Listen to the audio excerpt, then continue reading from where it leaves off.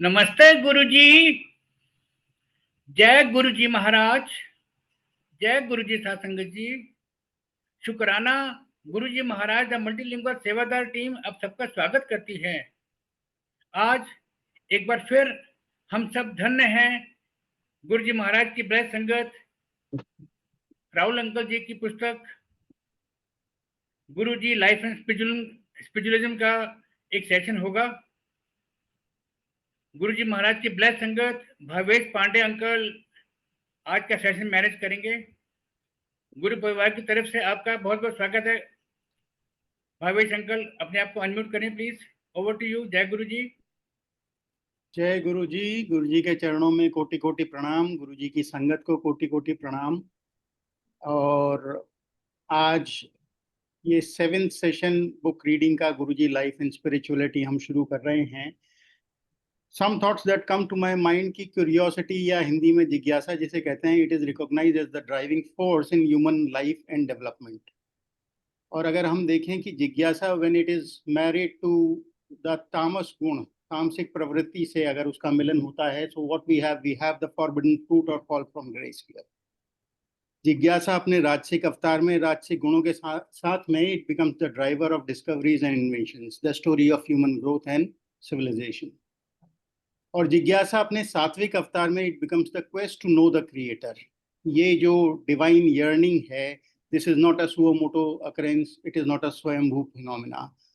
Guru kripa is at the root of this yearning. गुरु कृपा के बिना गुरु को जानने की, ईश्वर को जानने की, प्रभु को जानने की, अपने अस्तित्व के बारे में ज्यादा सवाल पूछने की इच्छा जागृत नहीं होती है।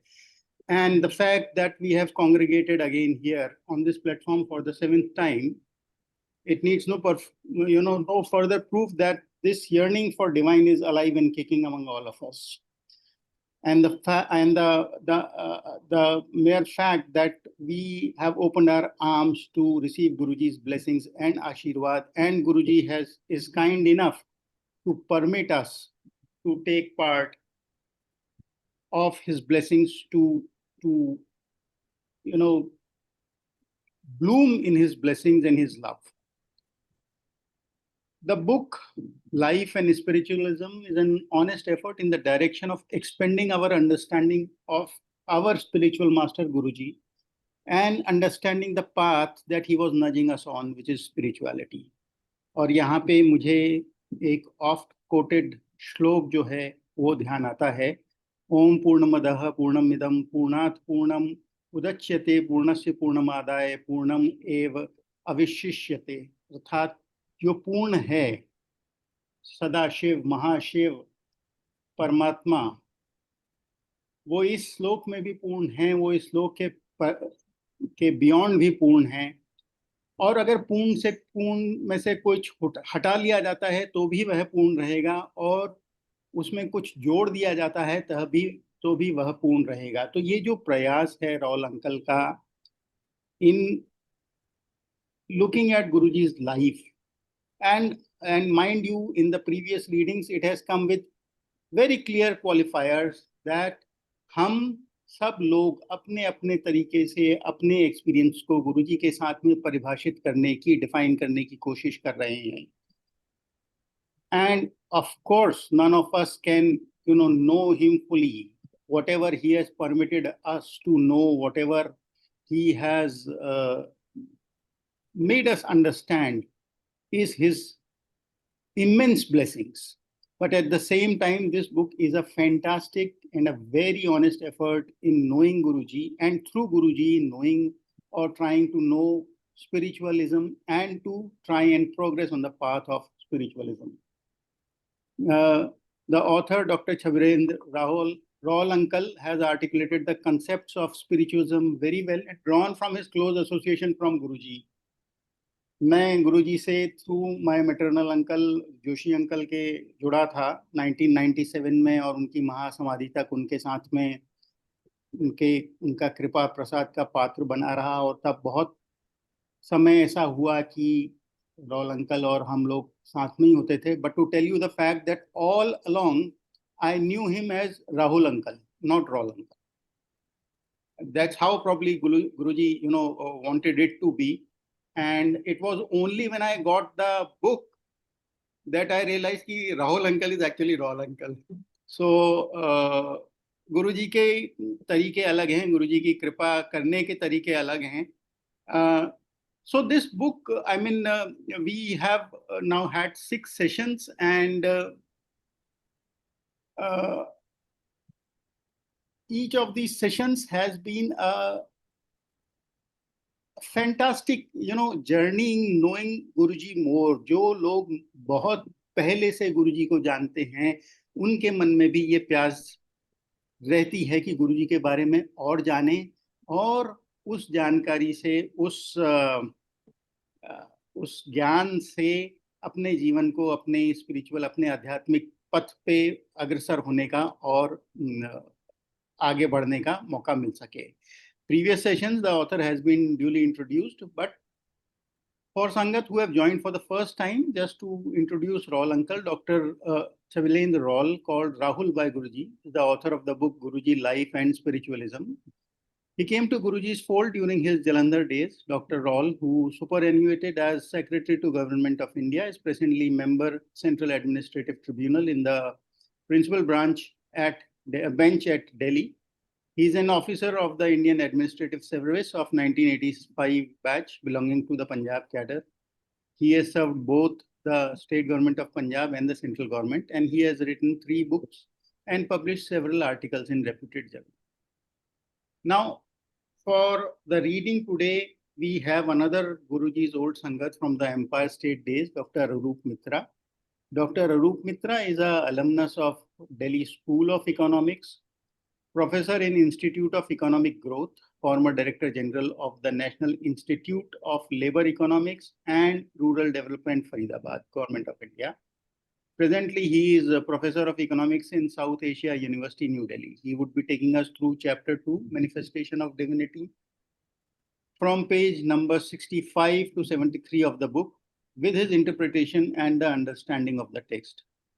और आज हमारे साथ में तनुज कपूर आंटी भी हैं.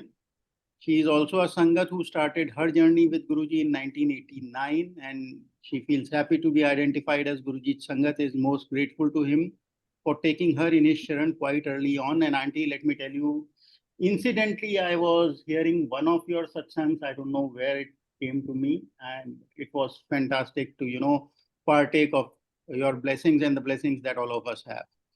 So she was born and brought up in Delhi, but as an army wife, she had the privilege of living in different parts of India. It was during one of those postings in 1989 in Gurdaspur that Guruji took the family in his fold. About her work life as a communication and soft skill professional, she has been responsible for teaching English and personality enhancing aspects of non-native speakers, both Indian and foreigners. She has also been fortunate to receive a year of training in counseling with reference to human behavior, which has helped her a great deal in mentoring her students and some others who look towards her for advice, being fully aware that it is always Guruji healing them through her. However, her own confidant and therapist continues to be Guruji, which I believe is something that resonates with all of us. And of course, we have the benefit of hearing today directly from the author Roul uncle and Urvashi auntie as well, probably. Before we begin the reading, a thought comes to me, a thought about the format. And I may be wrong, but I would nevertheless put it across. My take is that the book follows the universally accepted method of, moving from specific to general. In all forms of instructions today, whether it be management studies, medical training, legal teachings, and closer to the subject of discussion, spiritualism, the concept of moving from specific to general is a well-known method of instruction. So in management, you have case studies. In medical teaching, you have internships. In legal teachings, a combination of both. And what we have in spiritualism, we have the Puranic tradition. So while the esoteric Vedas that were followed by Aranyaks and the Upanishads, they were difficult for the common man to follow. But in the stories of Puranas, the common man got the help to, catch the point that was being made. And Guruji's satsangs are the modern telling in this Puranic tradition, and how the book has been weaved around those experiences with Guruji is something which makes this very difficult and uh, a subject which takes some application on the part of the reader and the part of the seeker. And since it is following that Puranic tradition, it is it is easier to understand, it is easier to relate to, and it is easier to comprehend. So now, without taking much more time, I'd request Dr. Arup Mitra to kindly unmute and start the reading and his interpretation of the book. Thank you.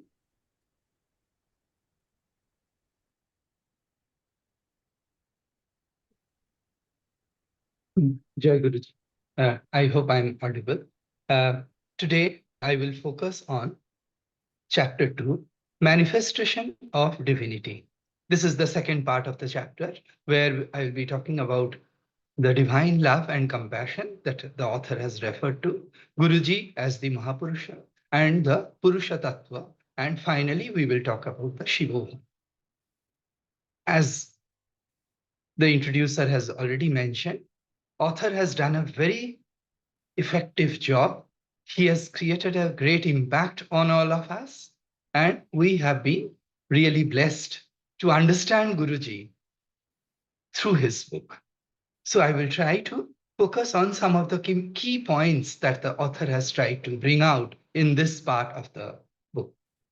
Chapter 2, as you can see, focuses primarily on the various characteristic features of Mahapurusha. Who is a Mahapurusha? What is divine soul? Who is Purna Guru?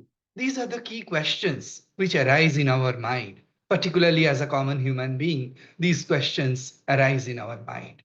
And why does Purna Guru come to the earth?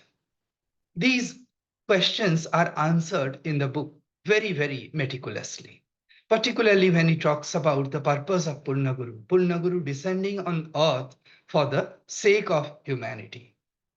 So author has narrated his own observations and has also followed the perceptions of the Sangats. And then he has combined all the observations and he has tried to make a thorough analysis of the facts. With a wide range of encounters being described, the reader remains absolutely captivated and engrossed. We are really blessed to have these encounters before us. We may have experienced some of these encounters in our life when we used to visit Guruji. Even after his passing away, we have been experiencing in several ways. But when we get to see many of these encounters being described in one place, it really makes us captivated and keeps our mind completely engrossed.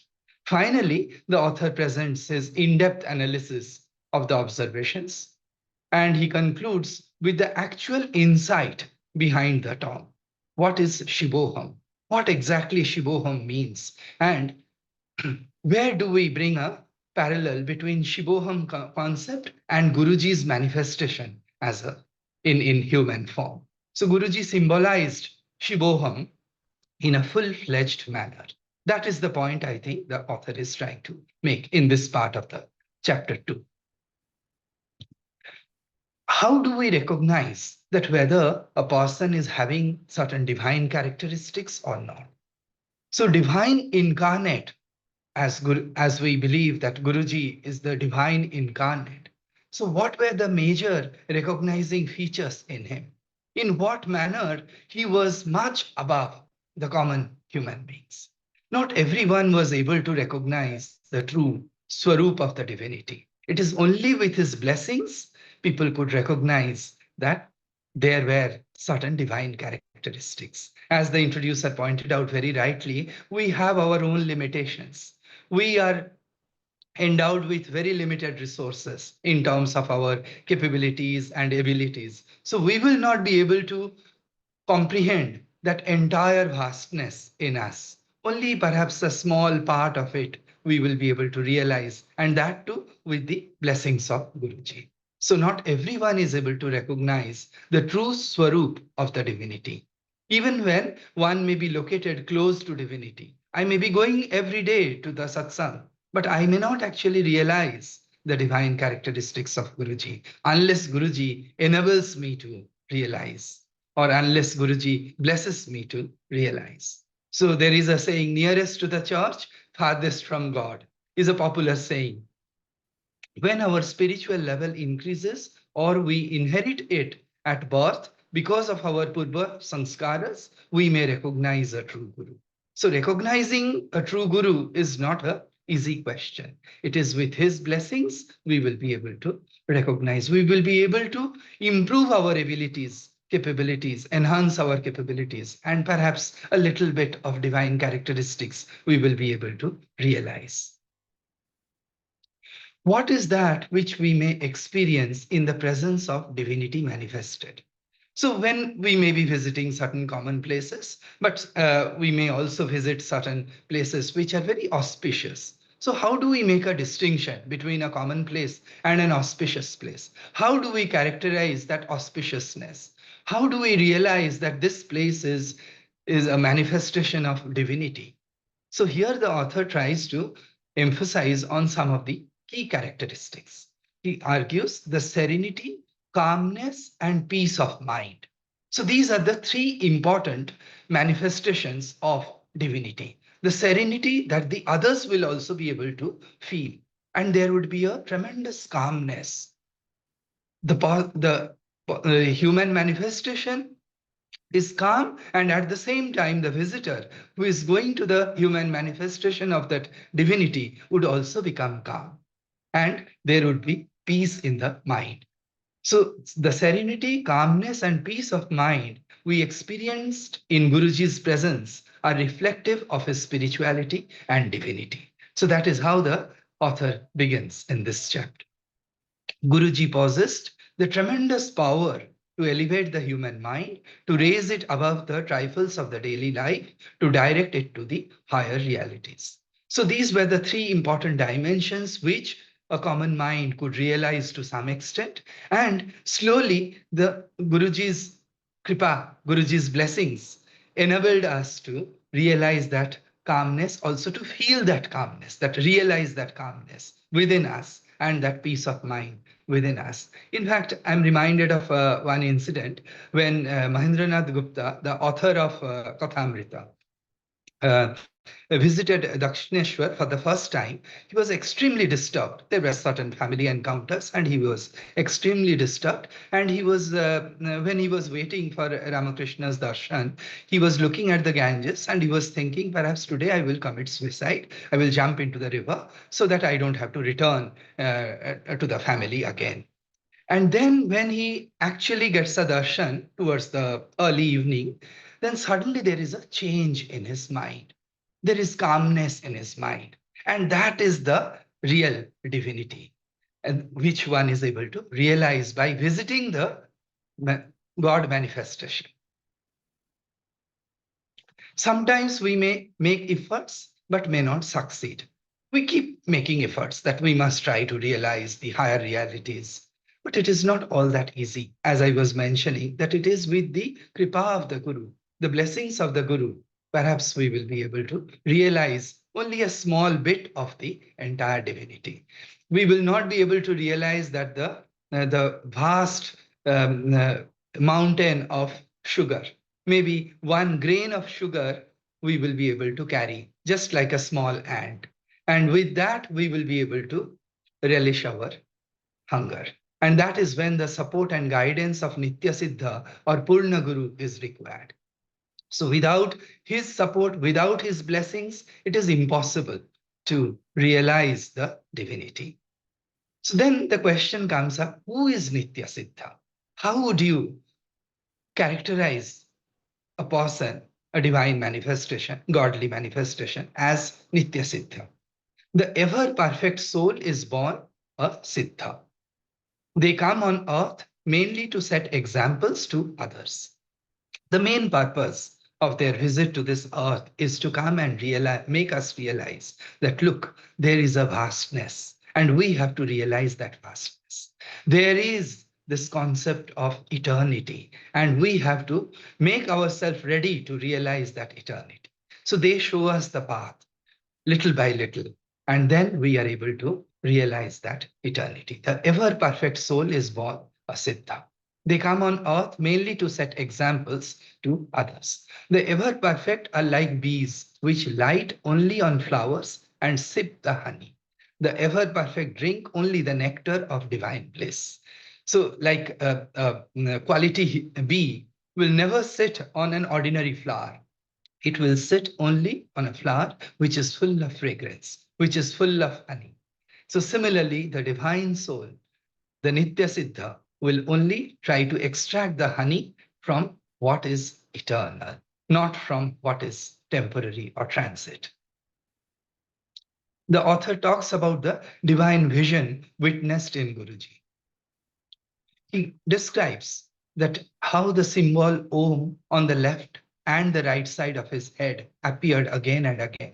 And people who were very close to him, and at times they could, with his blessings, could realize that. Of course, that is also his grace with which he enabled the devotees to witness it. The whole battalion of the Kauravas and the Pandavas were standing at the battlefield. But when Krishna manifested his Vishwarupa, it was only visible to Arjuna, not really to everyone. We might have been going in hundreds and thousands to visit Guruji on a particular day, but only the blessed ones will be able to realize and will be able to visualize the real manifestation in Guruji. Another feature of divinity is the magnetic attribute. In author's language, the divine peace, calmness, and serenity that epitomize Guruji would draw us to his place of stay like magnet. So the moment evening would draw in, everyone would be attracted to go and visit Guruji. Throughout the daytime, we are sort of engaged in our work, but as evening draws in, we feel a tremendous attraction to go closer to him. And that is what is called as the magnetic attribute of divinity. The divine peace, calmness, and serenity that epitomize Guruji. These were the three main characteristics one could see. That as he would be sitting quietly, you could see there is something which is radiating from his face, from his head. There is divine peace in his bodily manifestation. There is calmness throughout in his eyes, in his face, in his entire appearance. There is a serenity, the serenity all around him. So when we would visit, we would feel that serenity has completely engulfed that place. Even outside that building, you could feel that serenity. As you would be approaching the building, you can feel that serenity. Similar things happened in the past as well, because we believe Guruji is coming again and again to us. The divine manifestation comes in many rupas, in many forms to approach the common human beings, to take them along on the route of eternity. When young Narendranath Vivekananda criticized Ramakrishna, but the moment he would go back to his room, he would again feel that there was a tremendous attraction, and he would again come back. So initially you were able to see that there is a lot of encounters. So he's coming back, he's fighting, he's quarreling with Ramakrishna, and again going back. But then again he feels that type of attraction, and again he comes back. So that is how a common human being is supposed to behave. We have our doubts, we have our suspicions. Our mind doesn't let us surrender to the divine manifestation so easily. So we try to debate with us. We come away. Then we again feel that attraction. The divine attraction is there. So it is our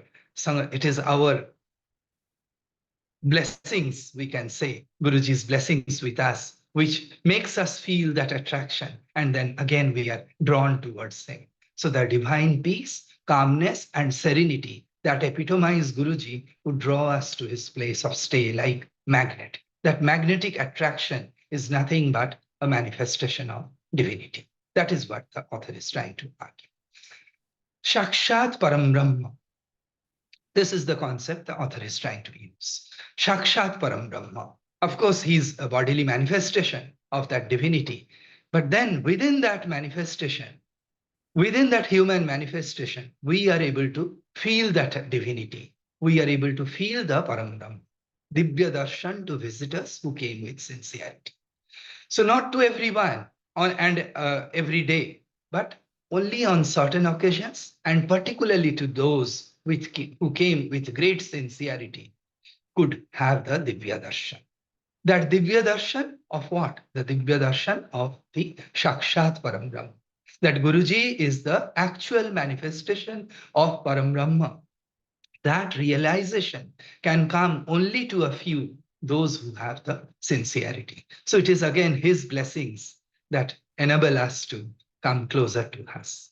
Invisible presence reflected in terms of unique fragrance. So the author talks about certain other types of manifestation. In many occasions, you could see that there is no source of fragrance. But as you come closer to Guruji, you could feel that there is an invisible presence of a unique fragrance. The material source of fragrance may not be present, but the divine manifestation could actualize it. So this is another way of recognizing the divine manifestation through our sense organs. See, we are common human beings. Unless we realize something through our senses, or till we realize something through our senses, we are not convinced. So this is again a divine kripa, that it makes its presence felt to us through our senses. So it is a simplification that the divine manifestation is following. In fact, I'm reminded of a song from Gitanjali, where the author says that what is still future for me? The music which I have not heard, it is still being played in your veena, in your heart. So what is future for me is actually present. And that manifestation is actually the manifestation of eternity, where the past, present, and future, all the three planes lie together. So what is future for me? What I have not heard is actually being heard. So the source of fragrance may not be present, but it is there somewhere. And I am able to feel it. I am able to realize it with the blessings of Guruji. So this is what we can call as a simplification of the Divya Darshan of the Shakshat Parambrahma. So this is what author has tried to reflect on. As human beings, if efforts have to be made, but we have no claim for fruits. So this is another aspect that the author is trying to harp on. See, as human beings, we have to keep on making efforts. There is no end to making efforts. Even a sadhak who has been doing his tapasya for thousands of years, there is no end to it. And we have no claim on the fruits. I remember in one of the Sangats, there was a beautiful discourse on this aspect, that a yogi is sitting on a piece of stone, and then he is trying to claim the fruits of his tapasya. Then ultimately the stone is saying that, well, you have rested yourself on me, so I also have a claim in your tapasya. And likewise, everyone is claiming a bit of it. So we have absolutely no claim for the fruits. Kripa depends on the divine manifestation. No claim can be made. So it is our power to surrender to the divine manifestation would essentially invite the kripa to us. Larger is the surrender, greater is the surrender, greater will be the kripa. And such a presence was not only because of the prayers of the devotees, it was Guruji's own volition. This is the point the author tries to again emphasize. True, we have to make efforts, but we can never say that because of our efforts, we have been able to achieve this. Achievement, the fruits of action are not in our hands. We can only keep making efforts.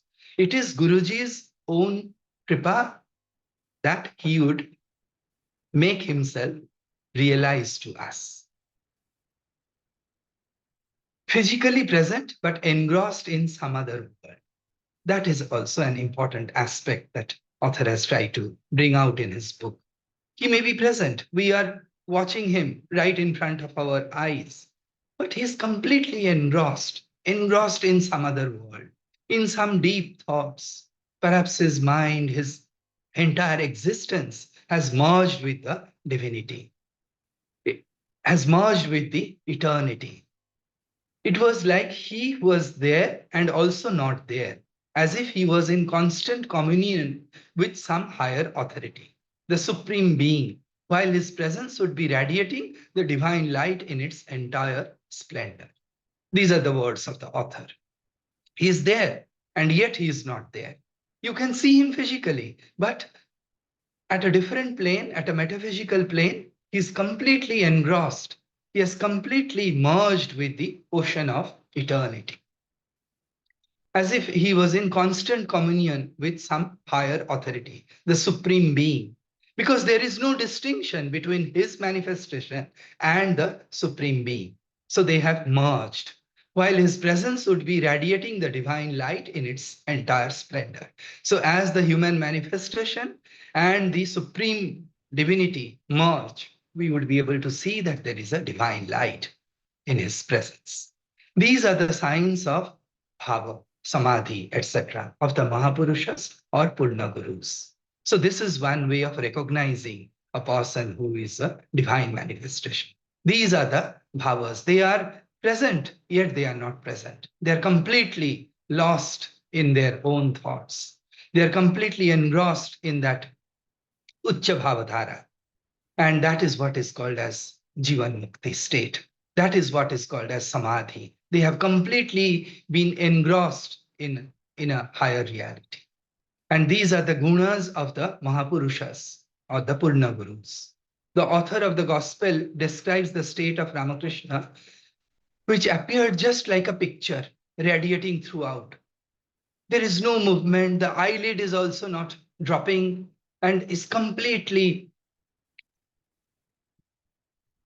emerging like a statue. So these are some of the characteristic features which we are able to see in various manifestations of the Purna Brahma.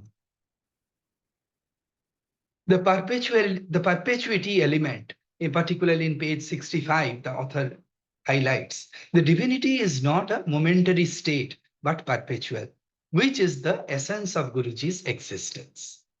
See, there is something which our sense organs may see, but that is only a temporary manifestation in the eyes of the onlooker. But as far as Guruji is concerned, that divine manifestation is there forever. It is my limitation that I am not able to realize it. I am not able to see it forever. I am able to see it for a minute or maybe for 5 minutes. But that divine manifestation is always there, is eternally present. It is perpetual. It is not momentary. So it is my limitation that I am able to see it only momentarily. The divinity is not a momentary state, but perpetual. And that is what people have been able to realize in Guruji's existence. Those who have been very close, those who have been very sincere, those who had born sincerity in their mind could actually feel that divinity forever. Nitya Siddha and Samadhi state. Then the author is trying to highlight on these points that what is exactly Nitya Siddha and what is Samadhi. We have used the term Samadhi, but then he's then defining what exactly Samadhi is and who is supposed to experience that Samadhi. So Nitya Siddha is able to experience that Samadhi. So who is Nitya Siddha? It is the constant state of an enlightened soul in communion with Supreme Soul in all states of consciousness. A person may be awake, a person may be sleeping, a person may be in dreams, or a person may be in actual Samadhi. But he is always in communion with the Supreme Soul. So this is what is the main characteristic of Nitya Siddha. So Nitya Siddha is not a person who would only connect himself to the eternity for a second and then again come back to the world. He may come back to the world and do his daily paraphernalia, and he may be speaking to the visitors. But internally, at a metaphysical level, he is ever connected. It is the constant state of an enlightened soul in communion with Supreme Soul in all states of consciousness, awake, sleep, dream, and samadhi. So it is not that only when he is in yoga, only when he is in samadhi, he is in communion with Supreme Soul. Even when he is talking to others, he is still in samadhi. When he is sleeping, he is still in yoga nidra. He is still in samadhi. When he is dreaming, he is still in samadhi. See, all the while, he remains merged with the eternity. Such an enlightenment is characterized by pure awareness that is free from the chattering mind, constantly connecting with the infinite. These are the words of the author. So what he is basically trying to say, that these are the characteristics through which you will be recognized that a person has actually attained enlightenment and he is dwelling in an enlightenment. So such an enlightenment is characterized by pure awareness. That awareness is always present. It is not that when he's talking, that awareness is not present. Even when he's talking to his devotees, that awareness is present. That awareness of that supreme self is present in him. That is free from the chattering mind. The mind, the nature of the mind is to chatter. But then the Nitya Siddha is not affected by the chattering of the mind. He's much above the chattering of the mind. He may be engaged in the worldly affairs, but still he is at some level, he is constantly in communion with the higher reality. So connecting with the infinite. So this is what we are able to see, that the infinite is dwelling in a finite existence. The Kalash may be a finite object, but within that finite object, the infinite is present. And that is where I am reminded of a line from Gitanjali. I am limited, but within me exists the infinite. And that is the beauty, and that is the uniqueness of life. The benevolence aspect of the divinity. So another important characteristic of Nitya Siddha, the divine manifestation. What is that? The benevolence aspect. In fact, if you recall the life of Buddha, he gave up all the attributes, but karuna, he retained karuna. So that aspect he never gave up. So the benevolence aspect of the divinity, it is constantly present. Here, author says in page 65, here he is the embodiment of love, gratitude, and truly living in a beautiful state. In this state, he radiates divine energy like the bright morning rays of the sun, falling on everything without discrimination. So he appears like a sun. Like sun doesn't discriminate anyone. It gives its rays to a pool of pure water. It also reflects its rays on a muddy water. So the sun never discriminates. So similarly, the Guruji had all these characteristics in him. He was the embodiment of love, gratitude, and truly living in a beautiful state. In this state, he radiates divine energy. And when that divine energy radiates from him, he never makes any discrimination. It is open to everyone. Whosoever is unfolding his palm is able to receive that. Whosoever has unfolded his heart is able to receive that love, receive that blessings, receive that affection. Here is the he is the mediator between the Supreme Being and the human society. So though we know that Supreme Being is present and the entire universe is the manifestation of the Supreme Being, again, the difficult part is that the Supreme Being cannot communicate with us directly. The Supreme Being requires a mediator. And who is the mediator? Obviously, any ordinary human being cannot be a mediator. The mediator is the divine manifestation in the human form of that Supreme itself. The Supreme itself has chosen one component of it to have a human manifestation, and then that human manifestation receives the message from the Supreme Being and tries to communicate to the ordinary human being. So Guruji appears as the mediator between the Supreme Being and the human society. So here the purpose of Guruji's arrival becomes very clear, that he is the manifestation of that divinity. He has come on earth to bring the message of the Supreme Being to the human society. So through him, the supreme energy is flowing from the higher reality to the mankind. So this is a very unique manifestation. You are able to see that the Supreme Being is present everywhere, but it cannot communicate directly with the human mind. So we need a mediator, and Purna Guru is the mediator. So this also establishes the fact that without a medium, the supreme power cannot reach us. And this medium is Purna Guru. Purna Guru and the Supreme Self are one and the same. So there is absolutely no distinction between Purna Guru and the Supreme Self.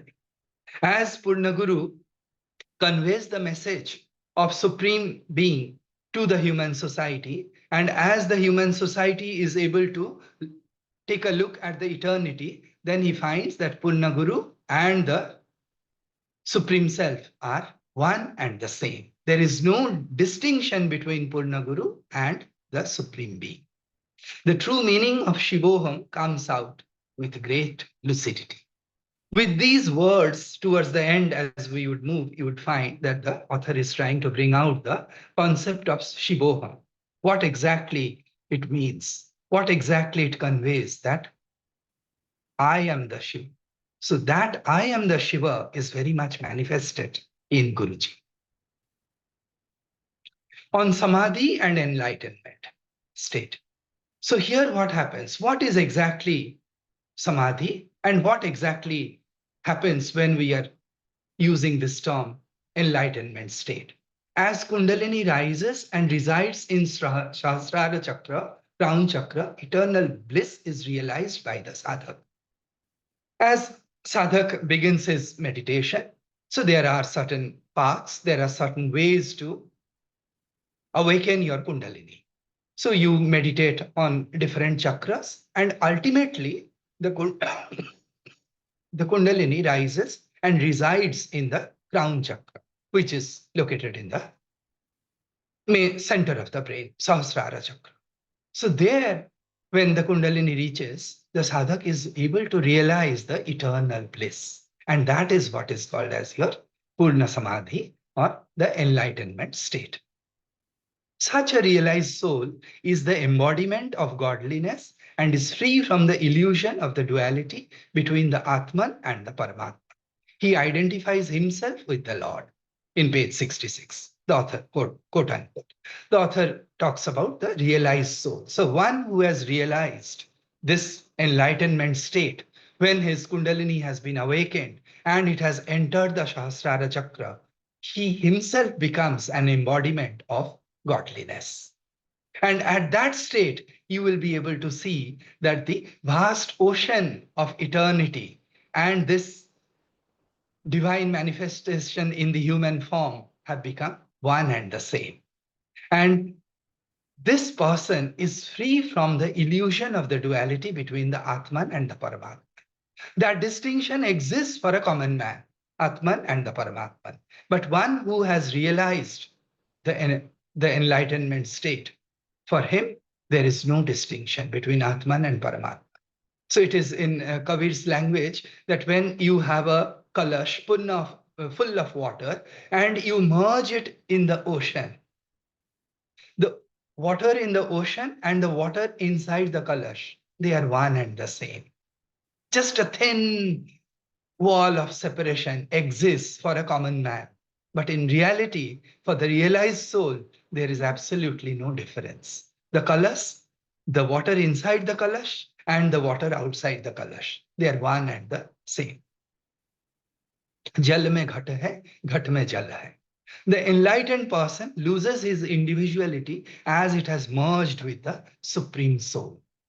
We may be finding that Guruji is different. Guruji is like us. He is also a human being. But in reality, the enlightened person loses his individuality. He is not confined within the bodily manifestation. He is beyond that. So his entire existence has merged with the entire eternity. In page 66, quote unquote, author says, the enlightened person loses his individuality as it has merged with the Supreme Soul. The individuality doesn't exist anymore the moment he has realized his Kundalini has been awakened and has reached the Sahasrara Chakra. At that stage, he is beyond his material existence. He is above all the gunas, above the virtues or vices. He is Vijnani. So material existence, yes, in the eyes of the common man, he is there, he's sitting in front of us, he's having a human body. But in reality, internally, you will be able to see that he's not within those confinements. He has reached the vastness. He has reached that eternity where the individuality and the Supreme Soul have merged completely. So he is beyond all the gunas. The gunas are basically fall into the domain of the what we call as Prakriti. And as you find that there is the Supreme Self, that is the Supreme Consciousness. And that Supreme Consciousness and the gunas, when they come in contact with each other, there is physical manifestation. But here the person has withdrawn himself from all the gunas. Therefore, he is also free from all the virtues and the vices. He has become Vijnani. He is neither Jnani nor Ajnani. He is beyond Jnana and Ajnana. So he has become Sthita Prajna. He has become Jivan Mukta, epitome of Nirvana, enlightenment. So Nirvana, one realizes, and then one becomes an epitome of Nirvana.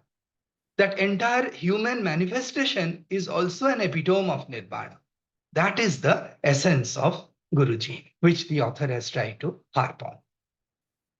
Again, in page 66, quote unquote, the author says, he identifies himself with the eternal being who is without any variation and without any form, neither attached to anything nor detached from anything.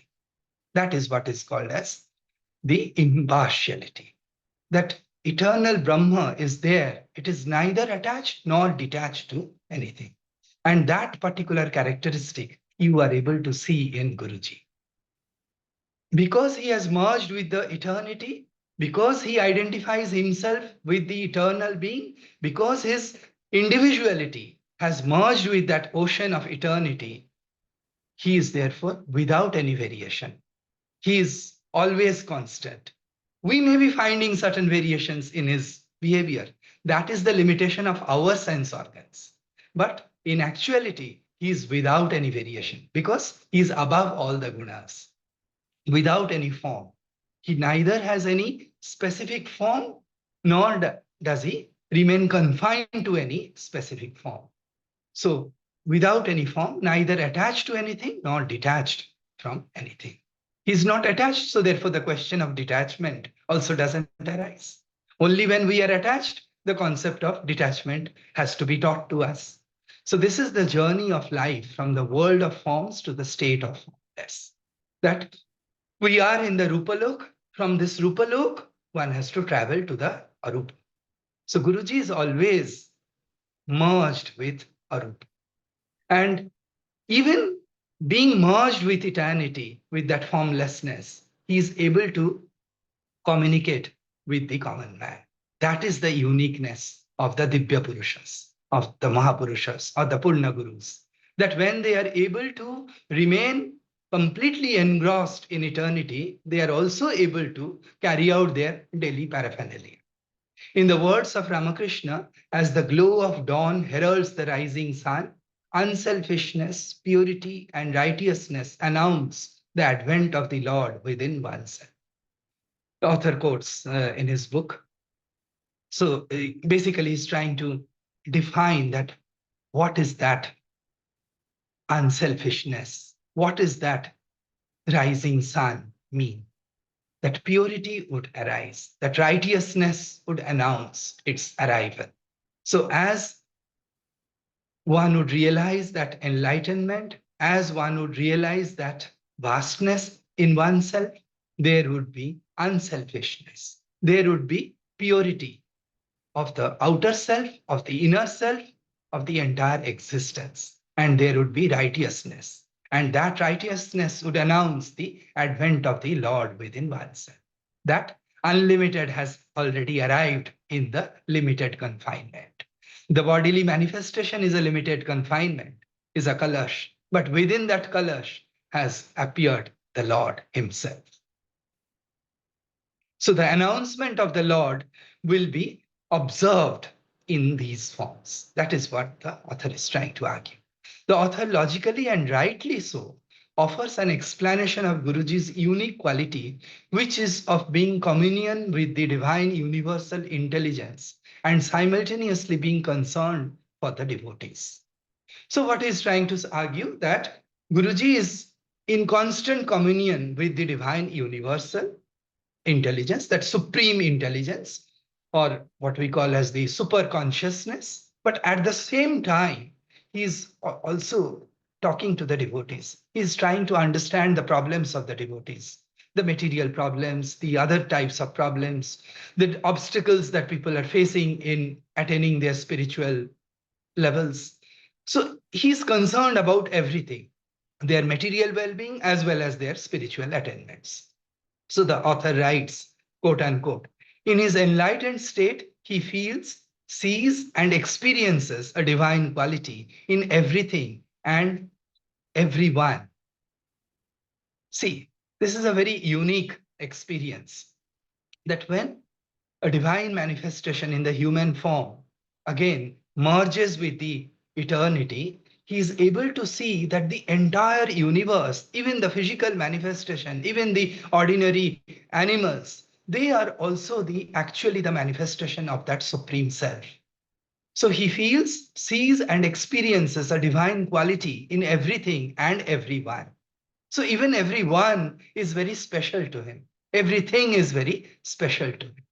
So everyone is a potential Buddha. Everyone has that potential to realize that vastness. So the enlightened soul realizes that everything, everyone, every object, every living thing is actually a manifestation of that supreme self.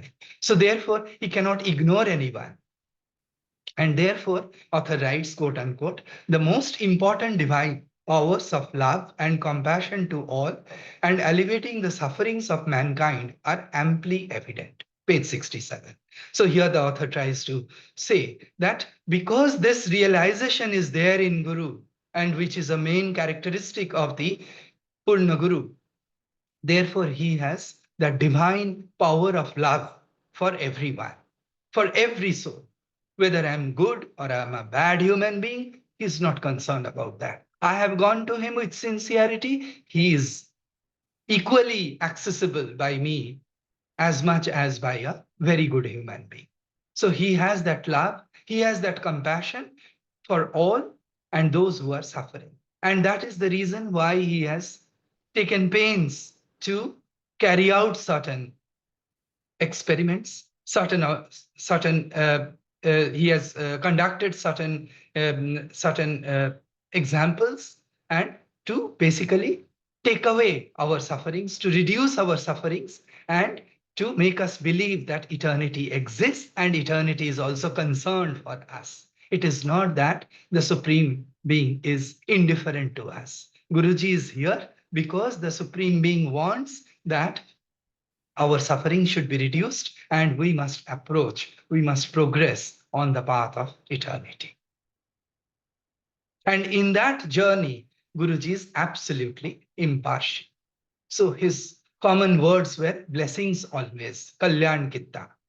The mostly uttered words of Guruji. Whosoever would bow down to him from a distance or from a close proximity, he would always say Kalyan Kitta.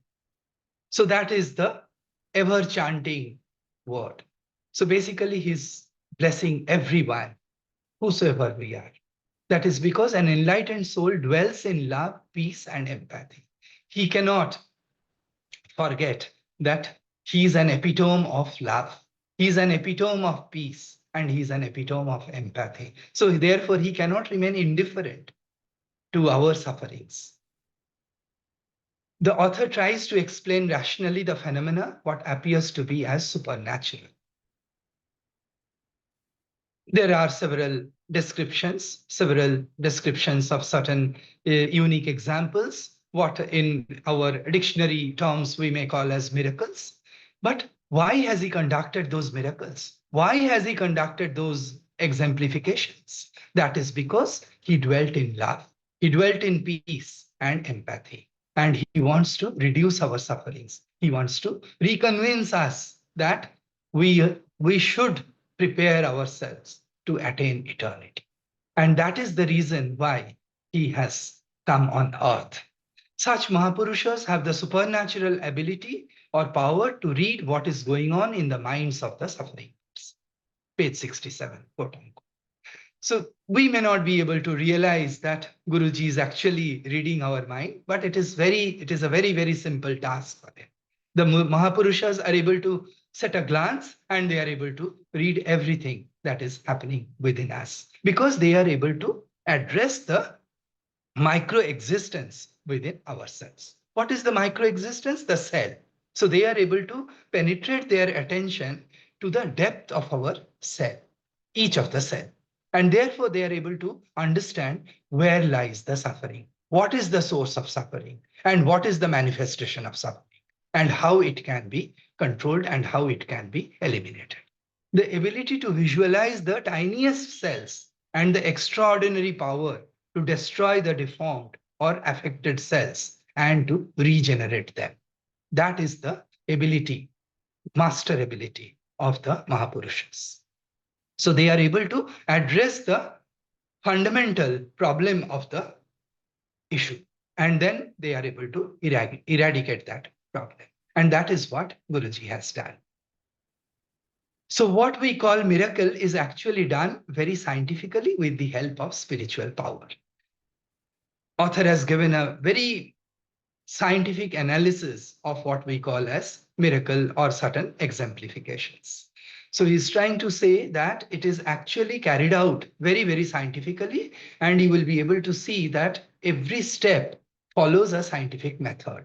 And through those methods, actually, our problems are eradicated. And the Mahapurushas know those methods. They're very, very simplified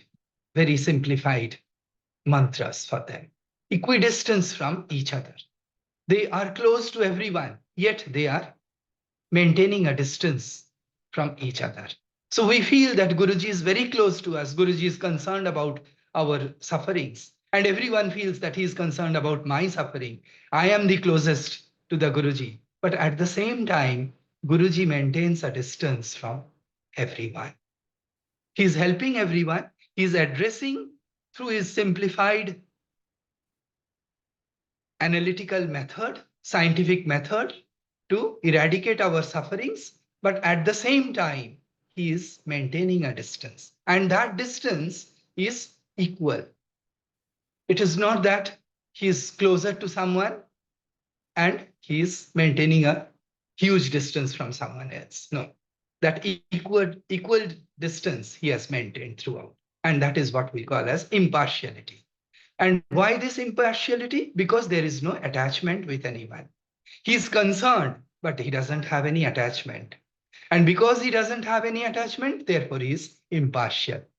He is close, yet he is maintaining a distance. So at some level, he is very close. When he's trying to address our sufferings, when he's trying to eradicate our sufferings, he has come close to us.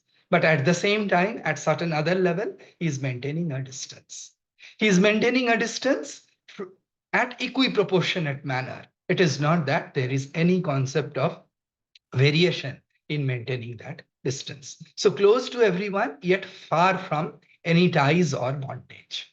So we will not be able to bind him in any manner. It is our devotion that we can offer him, and it is his kripa to accept our devotion. We cannot claim that our devotion will be able to tie him. No, that is wrong. It is his kripa to accept our devotion, to accept our love. So therefore, he is close to everyone, yet he doesn't have any ties or bondage. So that is the reason Vivekananda had used this term, Shamadarashana, that you are having equal attention to everyone. Guruji would never say directly that he is Mahapurusha. That is another important feature of the Mahapurushas. They will never say that, look, I am the Supreme Self or I am the divine manifestation. Very rarely, to a very close person, they may say very, very indirectly. Okay, so it is our intelligence to capture those terms. And from those terms, we should be able to infer what he is exactly trying to say. He never would say directly that he is Mahapurusha. That is another quality of the Purna Gurus. They are not in a position to use the term I. That is their problem. They will never say I, because they have realized that the individuality doesn't exist anymore. The individuality has merged with the eternity. So when there is a sort of confluence, when there is a sort of merging that has taken place between the individuality and the eternity, so it is difficult to use the term I. It is only the true seeker of spiritual enlightenment who could recognize him as a Mahapurusha would realize that he is actually a Mahapurusha. Quote unquote, page 69. It is only the true seeker of spiritual enlightenment who could recognize him as a Mahapurusha. So it is not that everyone will be able to recognize. So the author has done a tremendous task. He has put his realizations together so that we, the common man, would be able to get the true picture of Guruji. We would be able to learn the actual manifestation of Guruji. Even the future generation, which is yet to come, they would be able to know about Guruji from this book. They would be able to realize that Guruji was not just a Guruji, he was a Mahapurusha. The next is, what is the purpose of a Mahapurusha's arrival on earth? In fact, when I started, I posed this question, that why Mahapurushas to come on earth?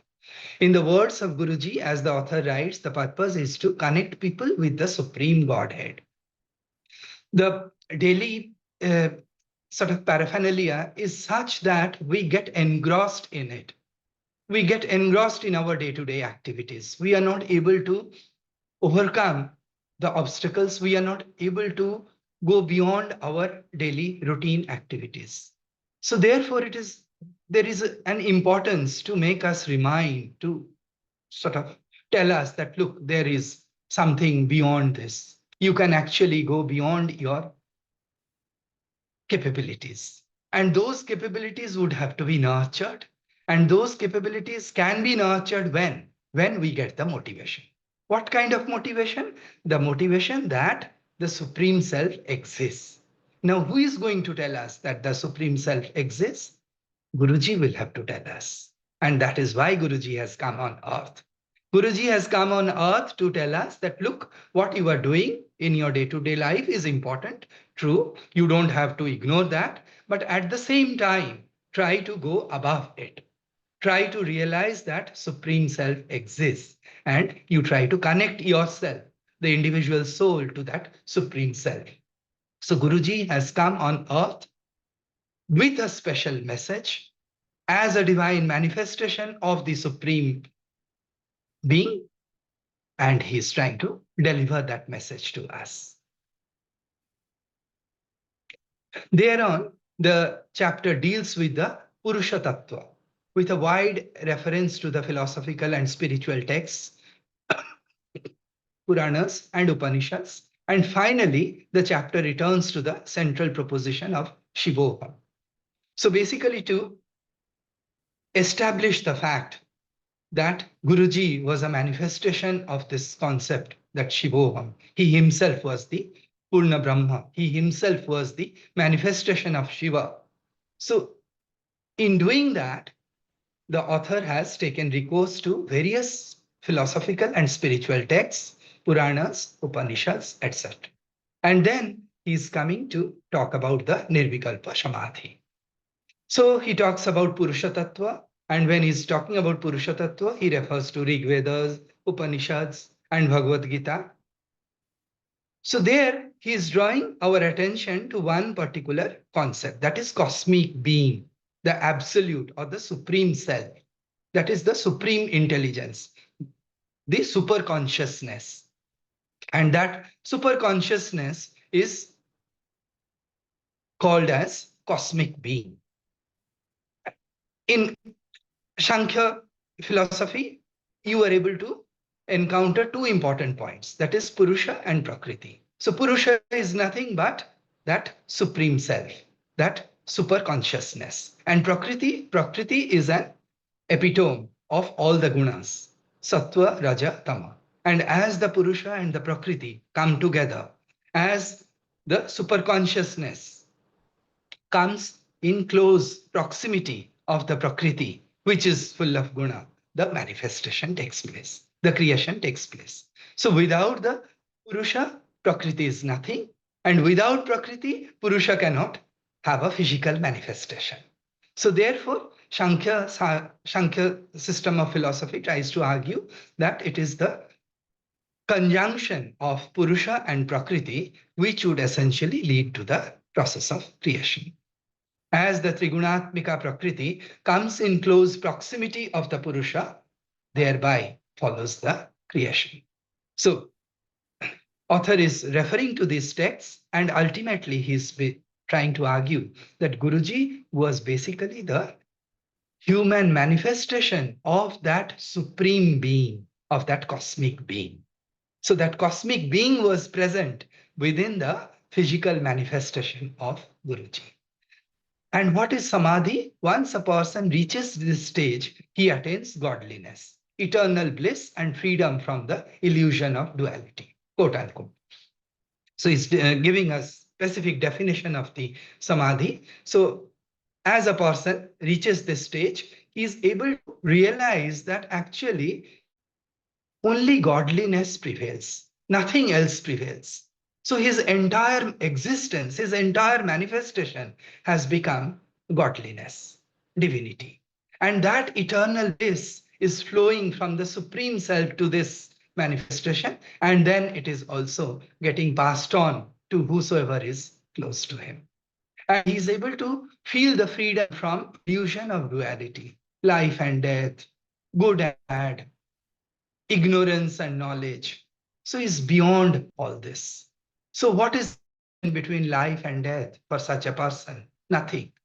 He's not able to see any watertight compartment in terms of life and in terms of death. For him, it is much beyond all this. So he's only able to see the eternal bliss, the eternal joy. There is no unhappiness, there is no pleasure, neither pleasure nor pain. He's beyond life and death. His existence is in eternity. He's merged with vastness or super consciousness. He's an epitome of Shiva. So this is what the author is defining. That what does it mean to us when we use the term Shivoham? So Guruji had attained that state.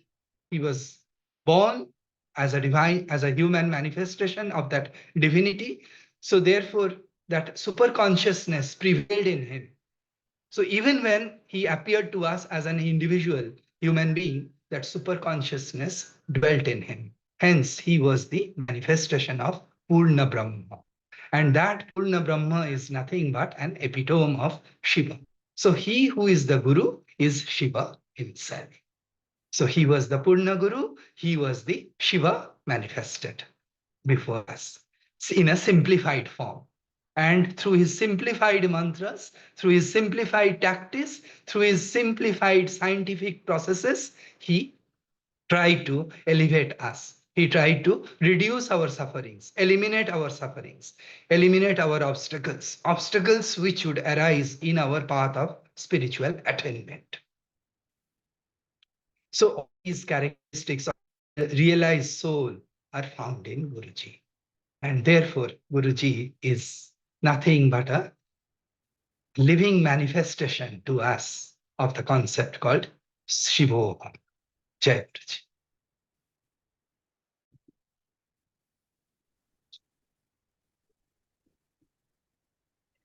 जय गुरुजी महाराज। Over to you, Tanuj Kapoor auntie. Jai Guruji, Anantam Shukrana Maharaj. I think it is not only a blessing, I think it's a great honor for me to be part of this interaction. And I am more and more convinced that I am still, maybe below the first step towards this spiritual growth and spiritual, let's say, development. But I can be so thankful and grateful to Guruji कि गुरुजी ने इस पथ पर डाल दिया है. And from today's reading, I first want to compliment you, Arup uncle. You read, you gave us the gist of all these pages in such a beautiful manner and insightful manner that, there was no time to blink. It was so beautifully read and very beautifully explained the meaning which Rahul uncle has tried to bring to us. So immense thanks to you, Arup uncle ji. Now, like what I felt and all of us feel, that this book is, for both the beginners as well as for people who have been connected to Guruji for some time, and for people, even those who are not connected with Guruji, but have been on the spiritual path. I think it serves both of them as a great learning tool.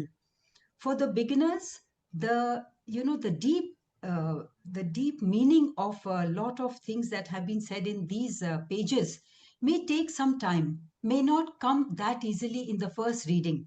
And that happens also with, the Shiv Puran. जैसे गुरुजी कई संगत को बता गए, and now through those words, and a lot of us are reading the Shiv Puran.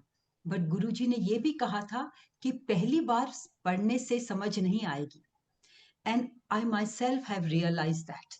शुरू में जब हम पढ़ते हैं, there is a conflict in our mind कि गुरुजी तो हमें रिचुअल से इन कर्म कांड वाली भक्ति से छुड़ाने आए थे. So why are we, what is this Shiv Puran for? Is it for us? गुरुजी ने जो कहा है पढ़ने को, so I would say all the initial reading is more like an illusion. And then, जैसे गुरुजी ने कहा था, जब आप कुछ, after a few readings, you will begin to understand जो उसका सार है, जो मैं आपको समझाना चाहता हूँ. And the same thing for Rahul uncle's book. I think there are so many parts in the pages which even a beginner can understand, especially the blessings and about, the Mahapurush and people's experiences, which we call as satsang. These itself are very inspiring and more than enough to connect anybody with Guruji and to stay connected, I would say. But गुरुजी का जो जिसलिए वो आए थे, and which was main part of the reading today, कि मैं आपको परमात्मा से जोड़ने आया हूँ, मैं बताने आया हूँ कि परमात्मा exists, and that is what Arup uncle conveyed to us. Of course, the words come from Rahul uncle, but today's reading conveyed कि it was the supreme being which was seated in front of us. And some of us, who I would say were already on the spiritual path, or rather they were seeking God ke darshan, or they were searching for spiritual enlightenment. उनको वो दर्शन हुए. कितनी संगत को शिवजी महाराज के दर्शन हुए, जो गुरु सिखों के पूर्ण गुरु हैं, उनके दर्शन हुए. So it is all at what stage of life we are and what are we seeking for. और गुरुजी ने हर एक की इच्छा पूरी की और पूरी कर रहे हैं. And I think for most of us, and I talk about myself, Guruji's presence, Guruji's blessings over so many years, I think वो तो मुझे डाल ही गए थे इस पाथ पर. I may not have realized then, I may not have started then. And uncle spoke about, these chapters spoke about Mahapurush. And Rahul uncle ने towards the end ये भी question किया है कि who is a Mahapurush? And he's left it's an open-ended question. for each one of us to understand that. And I think the understanding comes at whatever is our level of connection with not only Guruji, but with that Puran Atma, the Paramatma, the Shivoham, the Mahashiv, the eternal universal energy that we all want to, especially when we are on the spiritual path. That is the journey that we are on. And, after some time, it no longer begins, it is about the journey outside. It is the journey within. Because वो हमारी आत्मा जो अंदर है, जिसको हमने शुद्ध करना है, उसी को शुद्ध करते हुए हमने उस पूर्ण आत्मा, परमात्मा, हमारे शिवजी महाराज की तरफ हमने बढ़ना है. और that is the eternal bliss. The ultimate eternal bliss is moksha. और यही वो path है which takes us to that. But for us, कितने जन्म लगेंगे उस तरफ पहुंचने में, इस आत्मा को पूरी तरह शुद्ध करने में? We don't know, only Maharaj knows. But उस आत्मा को की शुद्धि से ही we will be able to merge into that eternal being. But every single day, and we can experience that bliss. Of course, a little effort is required. And through these pages, the first thing about the Mahapurush, मैं कहूँगी, I'm talking about myself. What is my understanding? जब हम गुरुजी के पास आए थे, even today, I am not much into spiritual practices. जो गुरुजी समझाते हैं, जो गुरुजी करवा रहे हैं, I'm doing. But when I came and my family, we came to Guruji, जब गुरुजी ने अपनी शरण में लिया, तब I had no idea, I had not read any, Vedic scriptures. So I was not looking for God in Guruji. I was not looking for any spiritual enlightenment. We only saw him as a Mahapurush, and my understanding of Mahapurush was the learned one, because Guruji knew everything, and he had immense healing powers. And somehow that magnetic pull, that love and compassion, it brought us to him over and over again. और गुरुजी की कृपा के बिना तो ये हो ही नहीं सकता.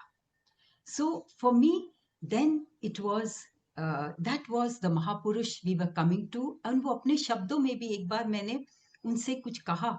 There was a physical healing that he was doing. And I once said to him, Guruji, हाले भी ठीक नहीं हुई. And Guruji said, Mahapurusha ik wari kahida hai, bar nahi. So he referred to himself as a Mahapurush, but my understanding of Mahapurush was limited to my experiences then. But I would say it is a journey of love, and it's the seed which Guruji hi hamare andar dal gaye hain. Because over the years, my desire to know more and more about Guruji, and through him about Shiva. Because what is knowledge? ये ज्ञान ही है जो हमें उस eternal bliss में ले जाएगा. And like I said, over the years, with Guruji's blessings and through reading these scriptures, especially through Shiv Puran and through Shiv Gita, and also through the Nirvan Shatakam, Adi Shankaracharya ka jo Nirvan Shatakam hai, it is through all these that my understanding of Guruji and Mahashiv, I have been able to understand that much more than what I was, I would say, maybe 39 years ago, that long. And I think in all these scriptures and through all the pages which Rahul uncle has written and we are reading, I see Guruji's divinity. I see the Puran Guru. Through Gurbani, I see the Puran Guru. एक शब्द में हमें कहा गया है पूरन गुरु के बारे में, सेवा के बारे में, साधक के बारे में. I see Guruji and his darbar, his guidance in every word and in every scripture now.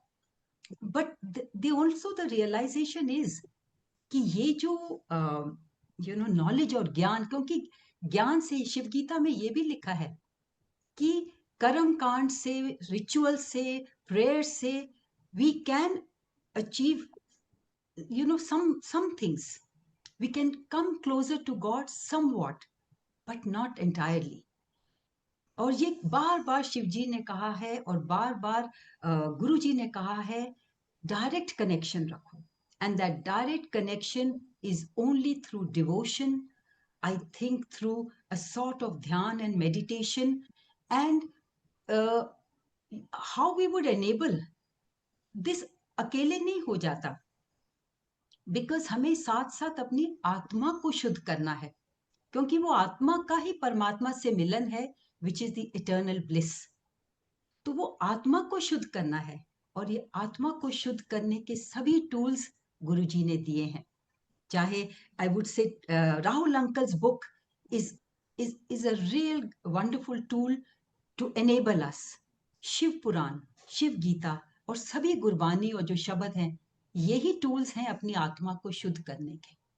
And सिर्फ उसको पढ़ने से और सुनने से ही बात नहीं बनती, हमें उसे जीना है, अपने जीवन में उतारना है, और उस आत्मा की शुद्धि उसी से होगी. And that is why Guruji would insist on अच्छे कर्म करो, पूरी डिवोशन मेरे पे समर्पण कर दो. एंड जस्ट अच्छे कर्म, full devotion, honesty, all these are the things which Guruji हमें guide कर गए हैं. And Rahul uncle is highlighting through these pages that there's a lot more to come through you know, the satsangs, because satsang is, why is it the first and the simplest way, and why Guruji insists on it? Because each one of us, we connect ourselves to those experiences of other sangat. And we, yes, is someone trying to say something? Okay, so I continue. So I feel it's a journey, and attending satsangs and listening to other sangats' experiences are the first step to reveal Guruji's powers to us. And as we walk on this journey, or we continue this journey, Guruji, depending on our love for him, our devotion towards him, and our own effort to cleanse ourselves, to purify ourselves, when God sees that we are doing that, he comes and helps us. कितने शब्द में लिखा है कि आप एक कदम गुरु के प्रति बढ़ाइए, परमात्मा के प्रति बढ़ाइए, वो 100 कदम चल के आपके पास आते हैं. So when Paramatma sees that we are making the effort to understand him, to improve ourselves, to walk on that path, then he comes to us and takes us on that journey. And slowly through that journey, what he reveals, can we ever understand God? No. But what is it that वो हमें reveal करते हैं? क्या समझ में आने लगता है? क्यों समझ में आने लगता है? क्योंकि जो परतें चढ़ी हुई हैं प्रकृति और माया की, वो जब धीरे धीरे with these tools and with our efforts हम उनको हटाते हैं, तो हमें परमात्मा का जो पूर्ण रूप है, और जो that eternal जो being है, the you know, the paramatma, the purush that is being talked about, वो हमें नजर आता है. And our desire to merge with that paramatma takes us on the path of cleansing ourselves. And so that is what my understanding of Mahapurush is. So to begin with, it was that bodily form who was a learned being, and in my understanding of Mahapurush, to today, that the journey तो अभी बहुत आगे है, उन तक पहुंचना तो बहुत आगे है. I would only say that he is so loving, so compassionate, so magnanimous, that he makes each one of us feel so special. And that is what Arup uncle also said. And that feeling to be loved, to belong, to that I am a priority with only him. You know, I'm not a priority with anybody else. And if you actually look inwards and see how important are you for each family member or your best friends, would you be a priority in a situation of dilemma? in a catch-22 situation, would you be a priority? The realization is no. But we are a priority only with Paramatma. So that is, I think, it takes us in these pages. Raul uncle, thank you so much. You take us to this beautiful journey towards Paramatma. And the other thing, which towards, so I would recommend ki Sangat, if we want to kind of enlighten ourselves or have that knowledge, क्योंकि ज्ञान से ही परमात्मा को पहुंच सकते हैं और किसी चीज से नहीं, और ज्ञान से ही हम अपनी आत्मा को शुद्ध कर सकते हैं. So I would definitely recommend that today, I can't believe that today I am that person who would recommend these spiritual books about Hinduism, about Paramatma क्या है, हमसे क्या चाहते हैं. And I definitely would recommend, and for me, being, a Shiv Bhakt, so Shiv Puran, the Shiv Gita, I think is a simplified form, and it is a crux of, क्योंकि वो ज्ञान है जो शिवजी महाराज ने श्री रामचंद्र को दिया था. And, हमारी जो ये, we are, in this human form, we have so many relatives, कितने family members हैं, and through all these relationships, they are all a bodily connections. That is the understanding. और इन्हीं की वजह से we have, of course, moments of joy, but जो दुख हैं, परेशानियां हैं, ये भी इन्हीं attachments की वजह से है, इसी मोह की वजह से है. And through these pages, Rahul uncle, and through Rahul uncle, Guruji Maharaj and Shivji Maharaj are guiding us कि free yourselves from these attachments while being connected to your family members, while doing your duties. तो ये सारा भाव इतना सुंदर है कि अगर हमें अपने परेशानियों से दूर होना है, अगर हमें ये eternal bliss को in small doses भी experience करना है, so we just need to feel that these are part of my body which I'm going to leave behind. And I have to, ये मुझे करने हैं responsibilities, ये कर्म कांड, इनको भी एक कर्म कांड ही समझ लीजिए, ये मुझे करना है because जो ये मिला है human form, so I need to, because if I don't, then again I am not making good karma. And that is also one of the things that Maharaj taught us, karam achhe karo. So it's not that easy. And Guruji also said कि परमात्मा की भक्ति सेवा आसान नहीं है. And ultimately we are doing it for ourselves, for our soul, for the purity of the soul. And Rahul uncle also brought out, a very important thing towards the end, that how does Guruji raise our spiritual level?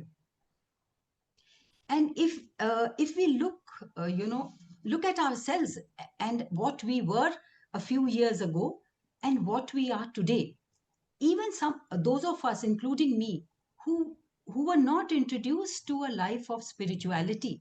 Of course, I was introduced to Shivji Maharaj, but on a, I would say, superfluous level, on a level, of course, of complete love, but no idea about anything else, the deeper understanding of spirituality. Yet, Guruji Maharaj ki aisi kripa hui hai that he has uplifted all of us.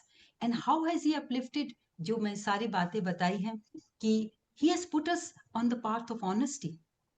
If we want to please Guruji, will we be dishonest? Will we use dishonesty just to अपना कार्य सिद्ध करने के लिए? No, क्योंकि realization हो गई है. दूसरे को तो मैं, I may be able to, they may not know what my intention is, but Guruji Maharaj knows my intention, और मेरे कर्म बुरे हो रहे हैं.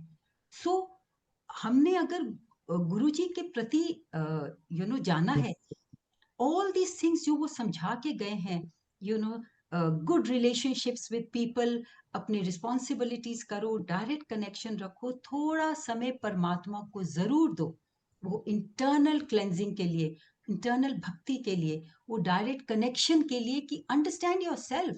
What am I? What is it that I need to do or to leave, to shed, to come on that path?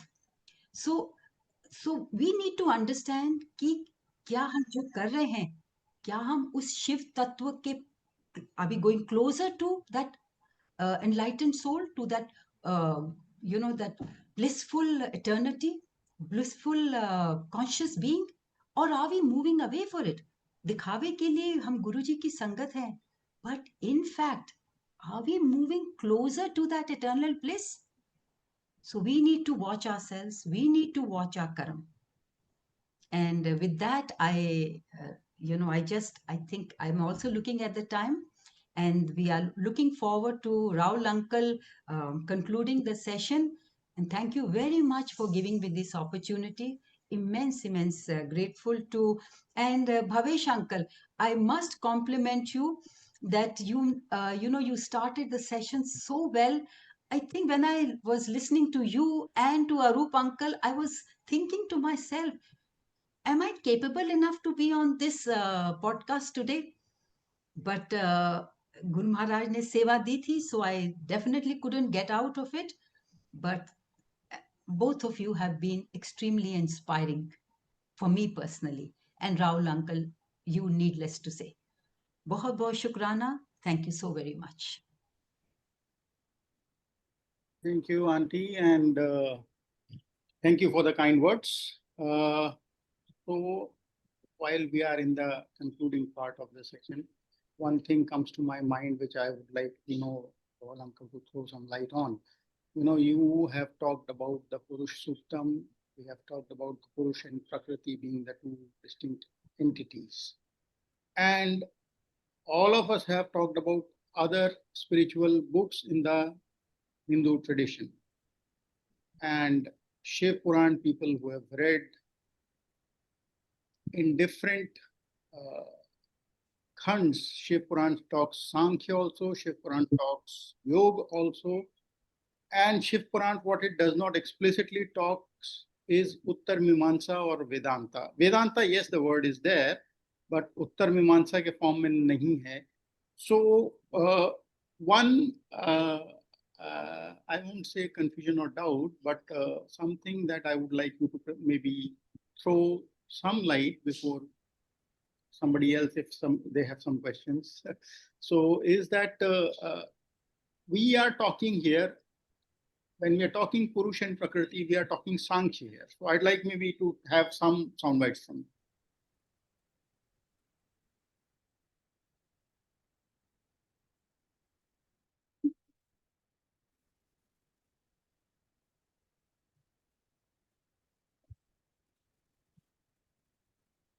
So, Bhavesh, am I audible? Yeah, you are audible, loud and clear. Yeah, are you addressing the question to me? Yes, I did address it to you. The question again, because of a time constraint, I think we can have one-to-one discussion on a subsequent day, because this forum, again, today it is becoming quite heavy and it will become heavier. So let us leave it for our own kind of a limited discussion when we, because we interact quite often, so we'll do that. Today I'll come back to the chapter and what has been summarized today. Particularly the previous the previous session we started that why we will call Guruji as a divinity incarnate. I have, because we encounter this question from many quarters. We live in this society, we live in a modern age, we live in the scientific age. It's the age of reason. So we owe an answer to the society, to the humanity at large. Yes, Guruji was a divinity incarnate. For that, in the first session, we talked about Guruji's aura. Then today also, Arup also summarized that the kind of calmness, serenity, and peace that prevailed in the presence of Guruji. and the kind of fragrance he was emanating. That was, we talked in the previous session as part of the discussion of this book, this chapter. So now I will tell the context of the chapter, why this chapter, because the chapter contains a lot many things, like you talked about Purush Tattva, the Sankhya philosophy, and other things. These are very vast subjects, but snippets of it, a small portion of it, has been given as some kind of introduction in the journey of realizing divinity of a Guruji. The book is totally intended as a journey to realize the divinity of a Guruji.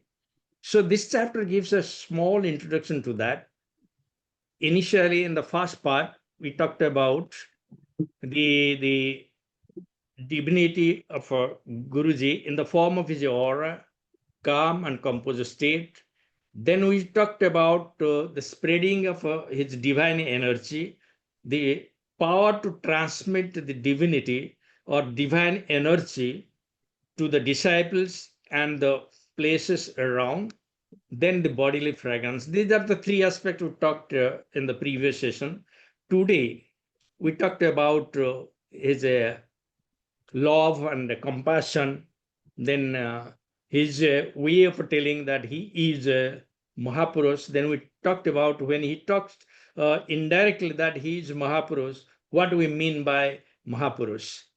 And also a little bit of description of a Shivom state. And as Arup has rightly described, that it is a scientific explanation as how Guruji attained those kind of powers through going to the stage of Kaival Samadhi. It is not that Kaival Samadhi he attained in this birth, he might have attained the previous birth, but as such, Mahasiddhas, they retain this kind of powers across births. So ordinarily, I will read, say, page 69 in the second paragraph towards the end. Just because a million followers believe that he is divinity incarnate, the world at large would not accept that. His utterances apart, the exertions, the life of Guruji, and his ways amply demonstrated his divinity. That means we have to identify, discern the divine characteristic of Guruji from his utterances, what he was saying, the exertions, what he was doing, the life of Guruji, and the ways of Guruji. That is the intention of this book entirely. And this is the first introductory chapter. And to distinguish that when he himself says that I am Mahapurush, I tried to say, and I have posed questions, I have not imposed on the readers that you accept him as a Guruji, Mahapurush, or see, Puran Guru and God, they have been equated. It has been already said many times. And Guruji himself indirectly said that he is a Mahapurush, or he says ki tuanu ki pata hai Mahapurush ki hunda hai. That means indirectly says I am the Mahapurush, but as Guru, as Arup, as the writer said, the Mahapurush, they have the humility. They will never have that ego of saying I. So that's why I try to say, ki, was he referring to the Purush? The Purush is in this Sankhya philosophy, in the concept of Purush and Prakriti. Purush is the supreme consciousness. Was he referring to that? It is, I left to the readers and to the devotees to themselves to internalize it. I'm not forcing upon anybody about that concept. That's why I brought that concept of Purush Tattva in this chapter. Now, coming back, the scheme of the book for the rest of the chapters to realize the divinity of Guruji, the second aspect of divinity was that he was able to spread divinity. Not only he realized himself that he attained that stage of Kaival Samadhi where there is no duality between Atma and Paramatma, but he is able to spread that divinity around It is not a physical spreading also. It is a spiritual spreading. The concept is called a Shakti Path. The realized gurus, they are able to pass on the divine energy, imbibe the divine energy in the disciples. That is what we are blessed. Guruji has blessed us to realize divinity through his divinity. He has imbibed small particles, small sparks of divinity in all his followers by his action, his saying, what he was doing, everything. So that is how divinity is expressed from a divine person, and that's what we can able to tell the world that he was a divinity incarnate. Now coming to other aspect of divinity, in others the subsequent chapters it will be dealt. One is that he was full of love and compassion, and from the love and compassion he was trying to alleviate the suffering of the humanity. Not only he, in the first part, he has the objective of taking us to closer to God, to realize God. That like सारा मकसद है कि तो अनुरब दे नाल लेना है. That was his saying. That was the first objective. But second, also to alleviate the suffering of the humanity, so that humanity can realize the presence of God, the existence of God. That is the second, and the next chapter when we will talk about that his love and compassion manifested in alleviating the physical, psychological problems of the devotees and the non-devotees as well. He was able to cure diseases, he was able to cure deformities, he was able to cure mental illness, he was able to provide mental peace. So these kind of abilities were flowing from his divine characteristic of universal love and compassion. Now, the other aspects subsequently which we will describe is that supernatural powers. He has exhibited supernatural powers. We have, we'll be describing in chapter 4 also a lot of supernatural powers. And in chapter 10, titled Sadhana, Siddhi, and Enlightenment, we have, I have tried to give the logical step how Mahayogis they attain such supernatural powers. A little bit we have already spoken, like the Vibhuti Pada of Patanjali Yoga Sutra, but it has been detailed in that chapter. Now, the other characteristics of such a divine souls are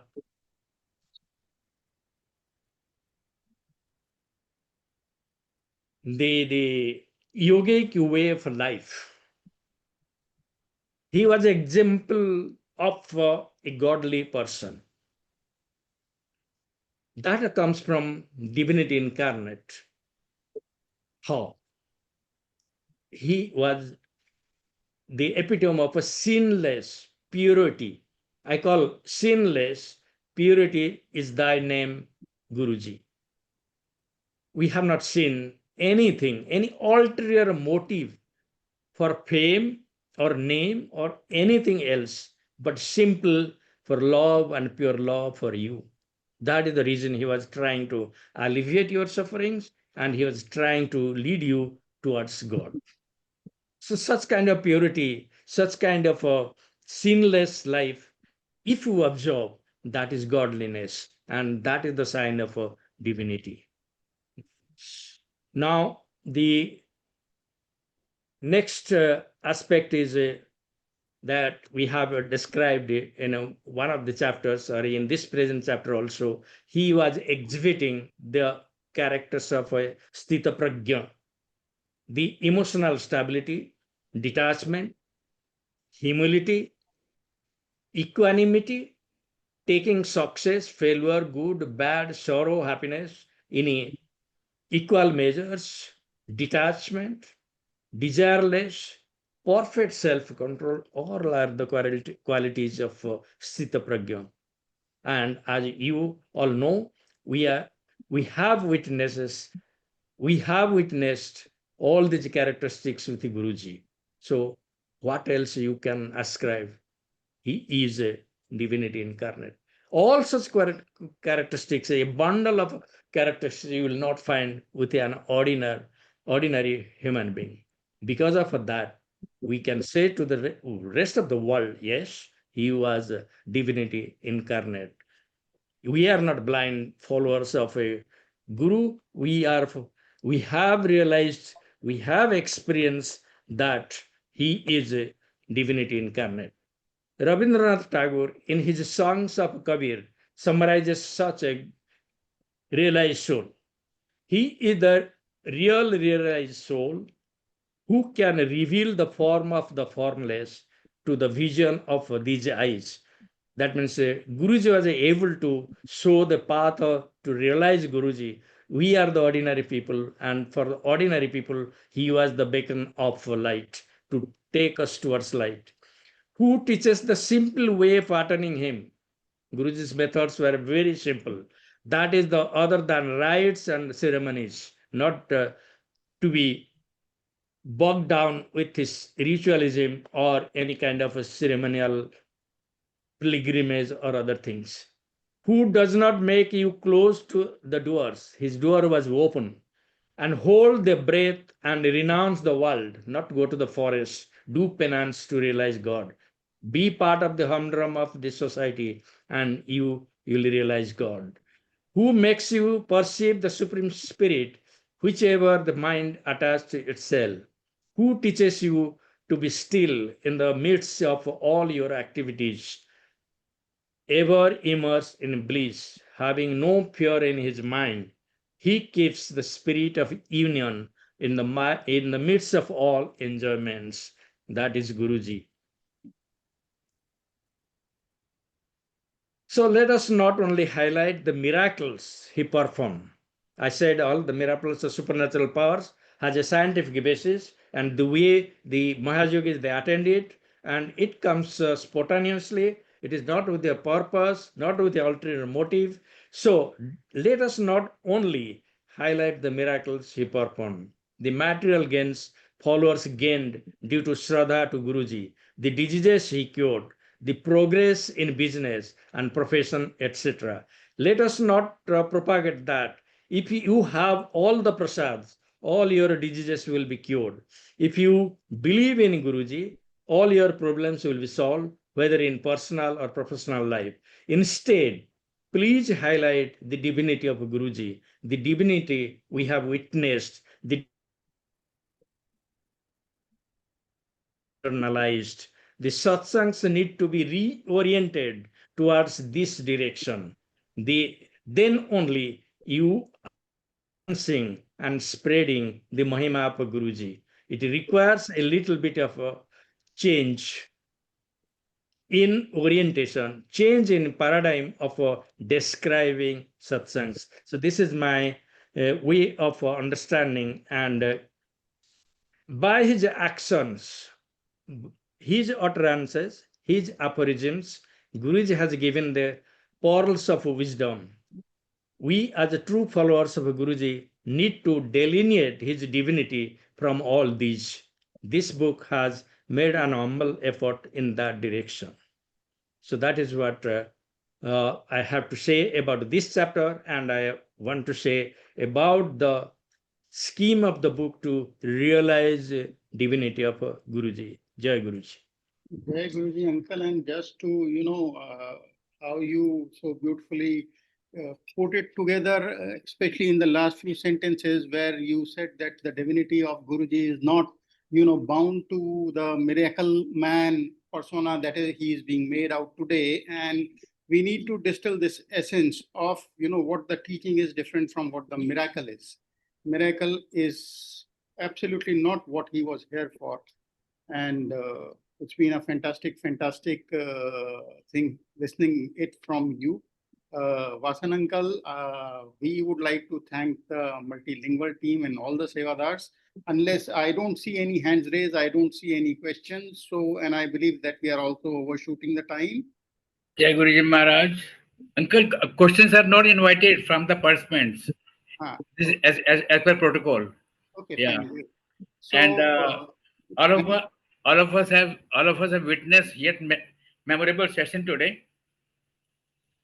multilingual global सेवादार team की तरफ से अरूप uncle आपको, Tanuj aunty, Tarun Kapoor aunty आपको, Bhavesh Pandey uncle आपको, Rahul uncle और all the participants who have attended the session throughout with great patience. बहुत बहुत आभार, धन्यवाद. Regarding the next week session, Pankaj Singh uncle ji will be reading the session and Usha Singh aunty ji will be there to moderate the session along with other participants. इसी के साथ हम सब गुरुजी महाराज से आज्ञा लेंगे.